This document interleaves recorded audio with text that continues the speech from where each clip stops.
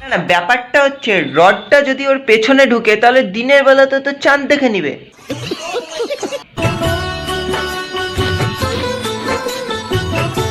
বলছি ভাই, ওই রডটা বেঁকানোর চক্করে পড়ে তোরটা বেঁকে যায়নি তো?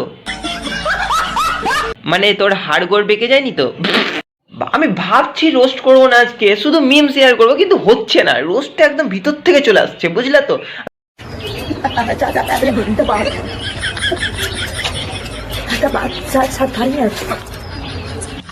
ভাই, অন্য গ্রহ থেকে উঠে আসে এলিয়ানটা কোন ভাষায় কথা বললো বুঝতে পারলা না? আমিও বুঝতে পারলাম না।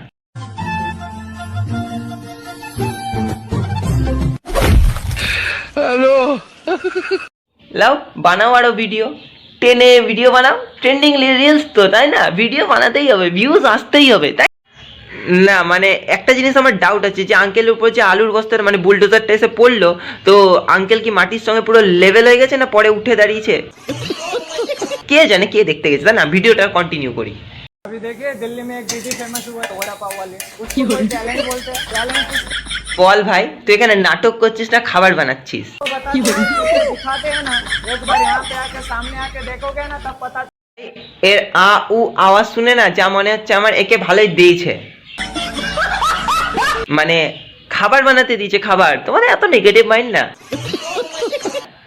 खाली मोबाइल में देखने से कुछ नहीं पता चलता है किसी का टैलेंट।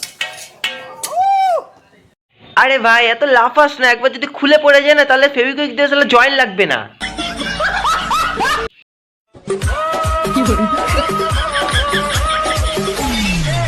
এই জন্য তো ভাবি যে নতুন নতুন রাস্তাগুলো কিভাবে হাল খারাপ হয়ে যাচ্ছে।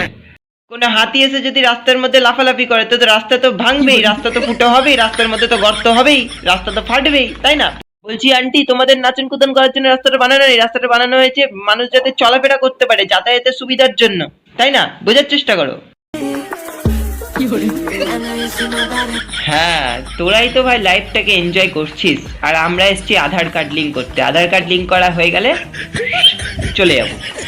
ना प्योर माल बेटा, तभी तो निकलेगा, जितना जोर से लाऊंगा उतना जोर से निकलेगा। ये देखो बेटा, ये लिए आपके 2 अंडे बेटा, ठीक है? मेरे 2 अंडे? मुर्गी के मतलब बेटा, तोड़ दूं आपका?